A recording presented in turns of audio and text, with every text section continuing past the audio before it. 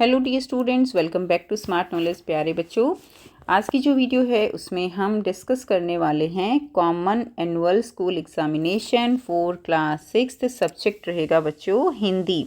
और ये जो प्रैक्टिस पेपर है ये हम करने वाले हैं आपके एनुअल एग्ज़ाम के लिए, जो कि आपका एग्ज़ाम होने वाला है बच्चों 10 मार्च को मॉर्निंग शिफ्ट के बच्चों का है और 11 मार्च को इवनिंग शिफ्ट के बच्चों का एग्ज़ाम है।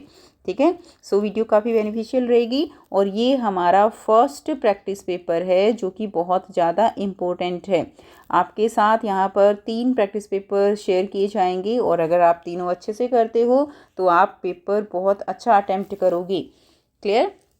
So now let's start. और जितने भी प्रैक्टिस पेपर हैं बच्चों उन सभी का लिंक आपको मिलेगा, प्लेलिस्ट का लिंक मिल जाएगा इस वीडियो की डिस्क्रिप्शन बॉक्स में या वीडियो के एंड में आपको प्लेलिस्ट का लिंक मिलेगा। ठीक है, या यहाँ पर ऊपर आपको आई बटन पे भी मिल जाएगा, जो आपकी यहाँ पर स्क्रीन पर जो है रिफ्लेक्ट होता है आई बटन, वहाँ पर भी मिल जाएगा। उस पर भी क्लिक करोगे तो भी आप सारे प्रैक्टिस पेपर देख सकते हो। सबसे पहले देखिए यहाँ पर सामान्य निर्देश दिया गया है। टाइम अलाउड रहेगा बच्चों 2.5 घंटे। मैक्सिमम मार्क्स आपके रहेंगे 60। सामान्य निर्देश में क्या है कि पेपर आपको 4 खंड में मिलेगा, क ख ग और घ। और कुल इसमें कितने प्रश्न मिलेंगे? 11 प्रश्न मिलेंगे और सभी प्रश्न आपके लिए अनिवार्य हैं।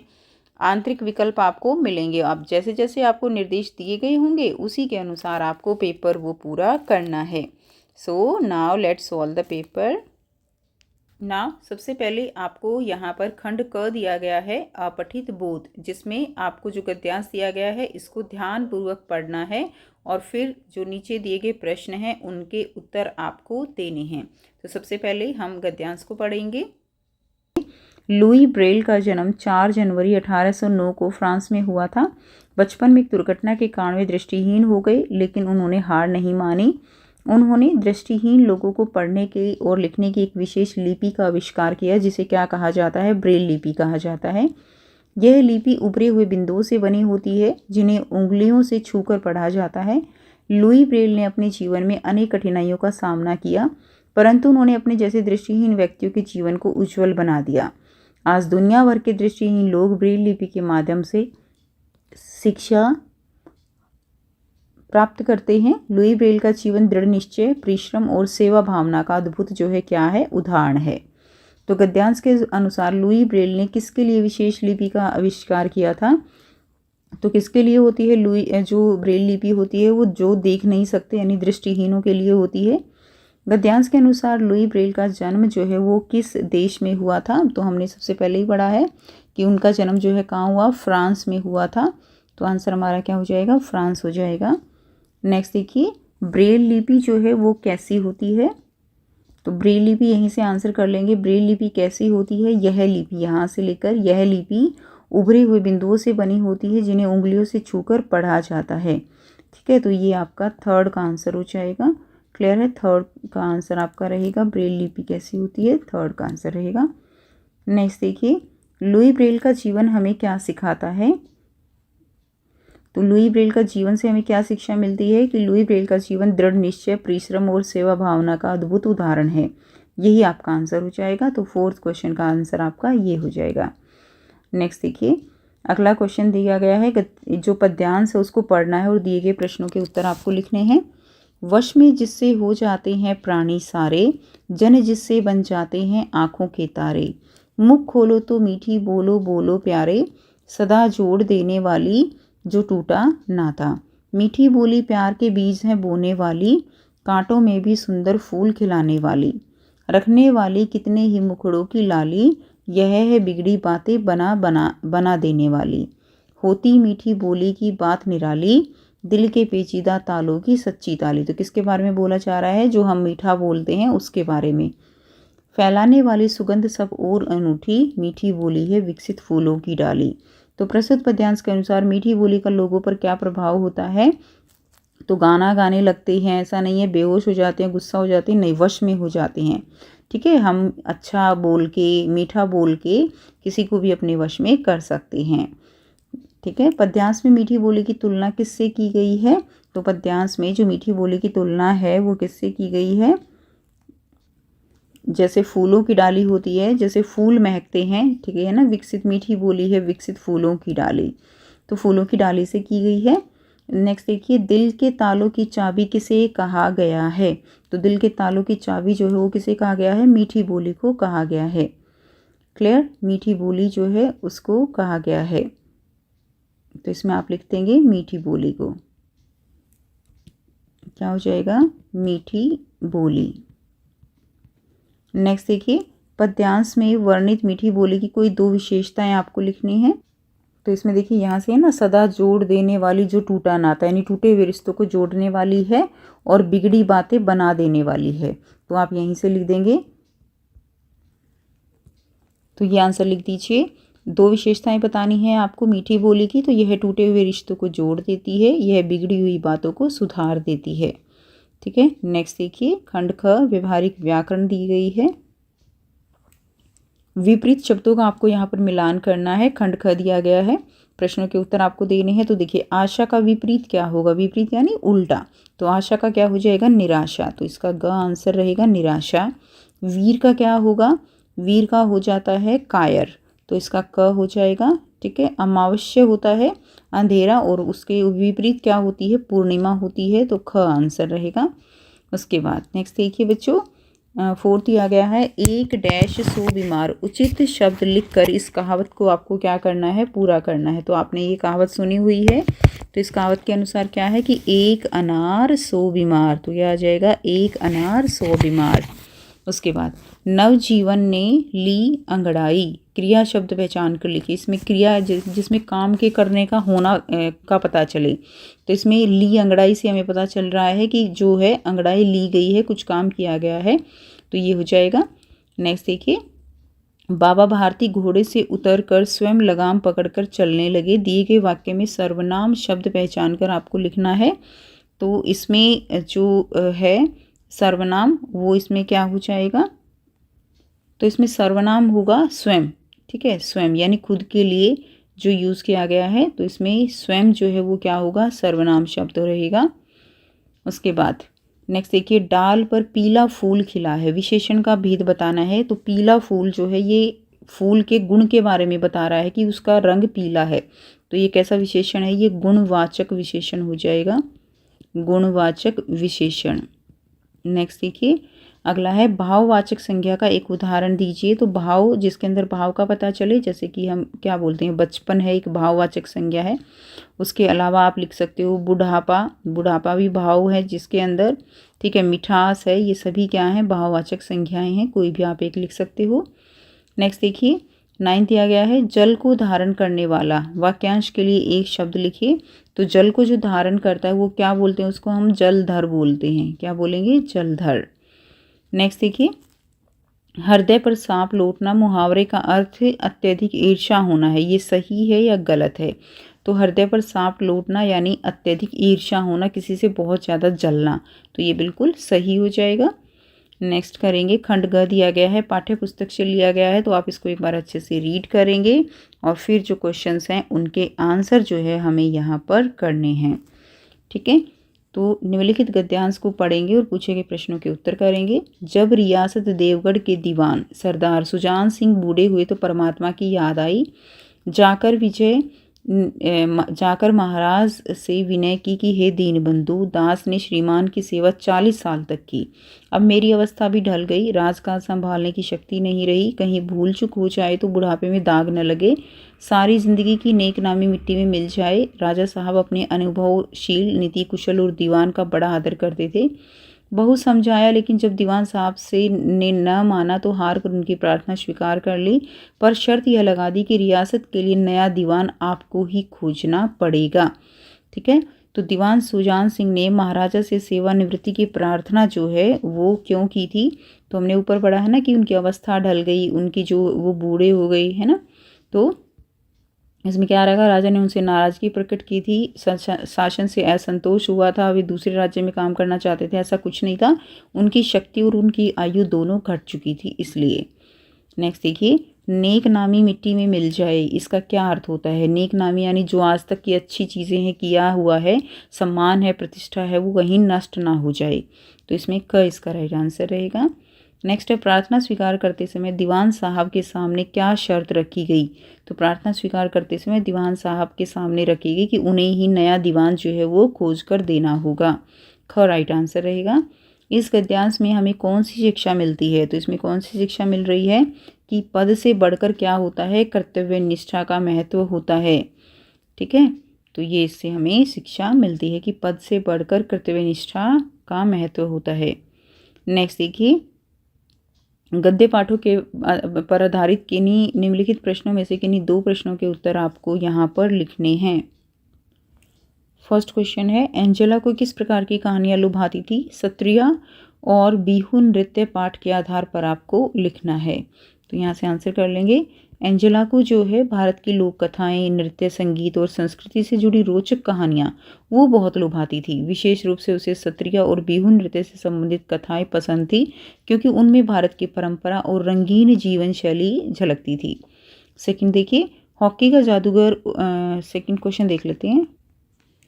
सेकंड क्वेश्चन दिया गया है, हॉकी का जादूगर किस खिलाड़ी को कहा गया है। तो मेजर ध्यानचंद को कहा गया है।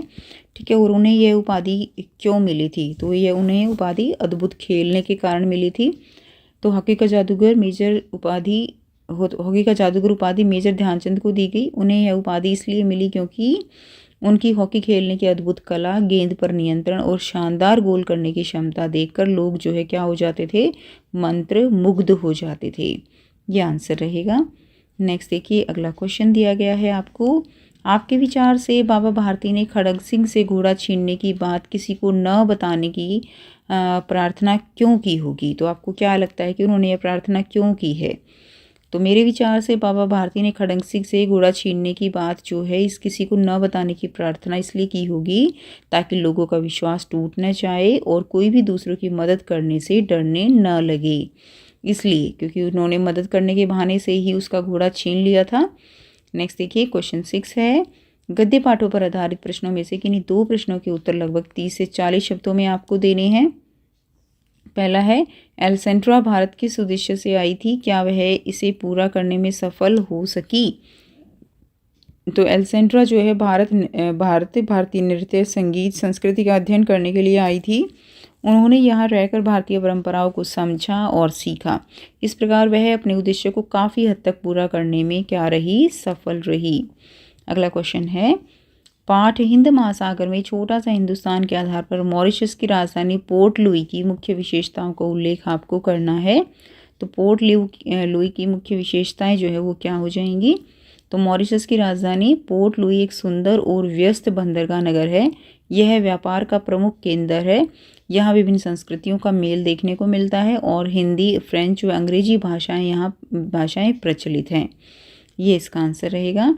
अगला क्वेश्चन देखिए, नेक्स्ट क्वेश्चन दिया गया है, पाठ पेड़ की बात के आधार पर उदाहरण सहित लिखिए कि पेड़ पौधे हमारे जीवन के लिए किस प्रकार आवश्यक हैं। तो पेड़ पौधे हमारे जीवन के लिए तो बहुत आवश्यक होते हैं। वहाँ पर इजीली लिख सकते हो इसका आंसर। पेड़ पौधे हमारे जीवन के लिए अत्यंत आवश्यक हैं। वे हमें ऑक्सीजन, फल फूल, लकड़ी और छाया देते हैं। उदाहरण के लिए नीम औषधि का काम करता है और आम हमें स्वादिष्ट फल प्रदान करता है। ये इसका आंसर रहेगा।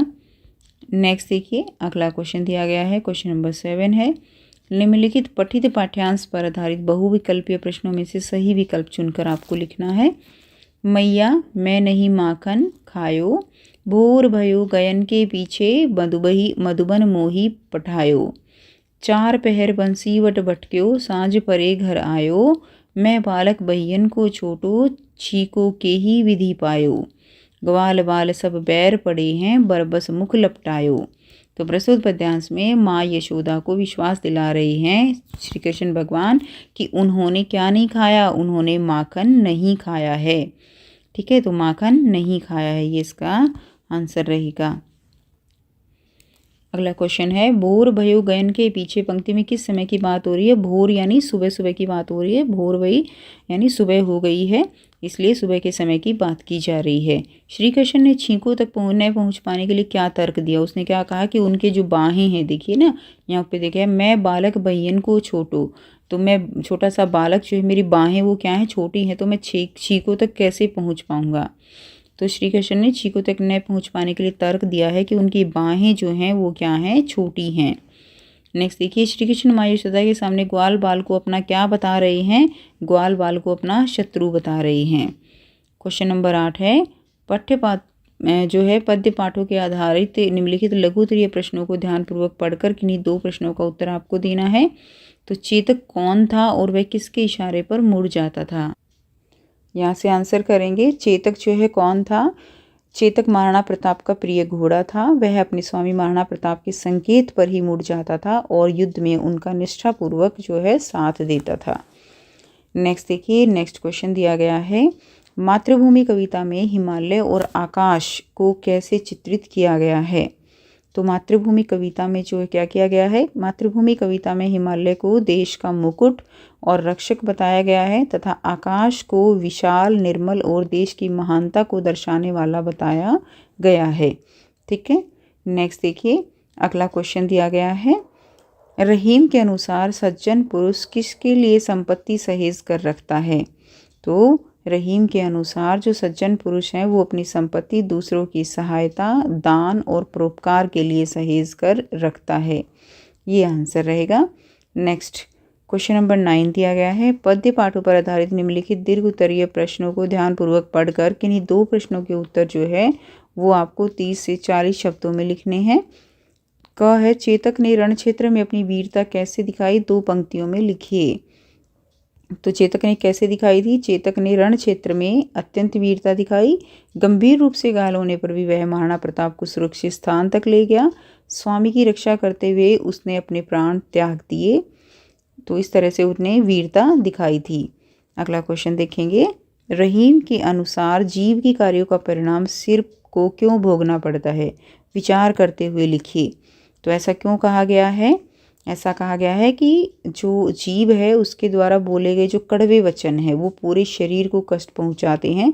गलत बोलने पर दंड सिर को सहना पड़ता है, इसलिए व्यक्ति को, यानी हम मेंटली जो है अच्छा फील नहीं करते हैं अगर हम कुछ गलत बोलते हैं और सामने वाला कुछ रिएक्शन करता है, तो इसीलिए व्यक्ति को सदैव सोच समझकर मधुर वाणी बोलनी चाहिए। ये आंसर रहेगा। नेक्स्ट देखिए, जलाते चलो कविता में किसे जलाने और किसे बुझाने की बात कही गई है? लिखिए। तो किसे जलाने और किसे बुझाने की? तो जलाते चलो कविता में अज्ञान, अंधकार, निराशा और बुराइयों को जलाने तथा ज्ञान, आशा, प्रेम और सद्भावना के दीप जलाए रखने की बात कही गई है। ठीक है, नेक्स्ट देखिए, अगला क्वेश्चन है, खंड घ दिया गया है, रचनात्मक लेखन। तो निम्नलिखित में से किसी एक विषय पर लगभग 80 से 100 शब्दों में क्या लिखना है? आपको पत्र लिखना है। आप मानसी या मनोज हैं, अपने मित्र सहेली के जन्मदिन पर उन्हें बधाई देते हुए आपको क्या लिखना है? पत्र लिखना है। तो यहाँ से आप पत्र लिखेंगे। तो देखिए, जन्मदिन की बधाई पत्र है। प्रिय मित्र अजय, सप्रेम नमस्कार। तुम्हारे जन्मदिन के शुभ अवसर पर तुम्हें हार्दिक बधाई और शुभकामनाएं। ईश्वर से प्रार्थना है कि तुम्हारा जीवन सुख, सफलता और उत्तम स्वास्थ्य से भरा रहे। तुम हमेशा आगे बढ़ते रहो और अपने माता पिता व शिक्षकों का नाम रोशन करो। तुम्हारे साथ बिताया समय मेरे लिए सदैव यादगार रहेगा। शीघ्र मिलने की आशा है। तुम्हारा मित्र मनोज। नेक्स्ट देखिए, अगला जो पत्र दिया गया है, अथवा में आप संतोष या संजना हैं, चिकनगुनिया बुखार से पीड़ित होने के कारण 2 दिन अवकाश के लिए अपने विद्यालय की प्रधानाचार्य को आपको पत्र लिखना है। तो इसमें क्या रहेगा? अवकाश हेतु आवेदन पत्र। तो सेवा में प्रधानाचार्य महोदय, विद्यालय का नाम लिखेंगे। विषय रहेगा 2 दिन के अवकाश हेतु प्रार्थना पत्र। ठीक है, तो महोदय, स्वीय निवेदन यह है कि मैं आपके विद्यालय की कक्षा 6 का विद्यार्थी संतोष हूँ। मुझे चिकनगुनिया बुखार हो गया है, जिसके कारण चिकित्सक ने 2 दिन विश्राम की सलाह दी है। अतः कृपया मुझे दिनांक डैश से डैश, यानी आप तारीख लिख सकते हो, 2 दिन का अवकाश प्रदान करने की कृपया करें। धन्यवाद, भवदीय संतोष, कक्षा 6। तो इस तरह से आंसर आप लिखेंगे। ठीक है, नेक्स्ट देखिए, क्वेश्चन 11 है, निम्नलिखित में से किसी एक विषय पर लगभग 80 से 100 शब्दों में आपको अनुच्छेद लिखना है। तो टॉपिक क्या दिए गए हैं? सुबह की सैर है, मेरा देश भारत, या विद्यार्थी जीवन। तो यहाँ से इसका आंसर करेंगे। तो आपको इसको, ये केवल हिंट दिया गया है बच्चों, आप अपने अकॉर्डिंग इसको एलैबोरेट करके भी लिख सकते हो। पहले है सुबह की सैर के बारे में। सुबह की सैर हमारे जीवन के लिए बहुत लाभदायक होती है। प्रातःकाल का वातावरण स्वच्छ, शांत और ताजगी से भरा होता है। इस समय की गई सैर से शरीर स्वस्थ रहता है और मन प्रसन्न होता है। सुबह की ताज़ी हवा से फेफड़े मजबूत होते हैं और अनेक रोगों से बचाव होता है। नियमित सुबह की सैर करने से अनुशासन, समय का महत्व और आत्मविश्वास बढ़ता है। विद्यार्थियों के लिए सुबह की सैर जो है वो क्या है, बहुत ही उपयोगी होती है। इसी तरह आप यहाँ से मेरा देश भारत इसके बारे में पढ़ लेंगे। साथ ही जो विद्यार्थी जीवन के बारे में है वो भी आप अच्छे से यहाँ से एक बार पढ़ लेंगे, ताकि कोई भी अनुच्छेद आए आपको लिखना कैसी है, क्या किस तरह से आप लिख सकते हो, वो आपको पता चल जाए। क्लियर? तो यहाँ से आप इसको दोनों को अच्छे से एक बार पढ़ लीजिए, तीनों को।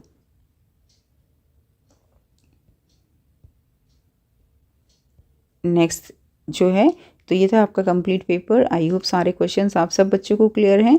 अगर वीडियो अच्छी लगी तो वीडियो को ज़रूर से लाइक कीजिए, अपने फ्रेंड्स के साथ शेयर कीजिए ताकि सभी बच्चे पेपर का सॉल्यूशन कर सकें, और चैनल को कीजिए इसी तरह की और वीडियोस के लिए सब्सक्राइब। ठीक है, तो मिलते हैं आपसे नेक्स्ट वीडियो में। Till then take care, bye bye and best of luck for your exam.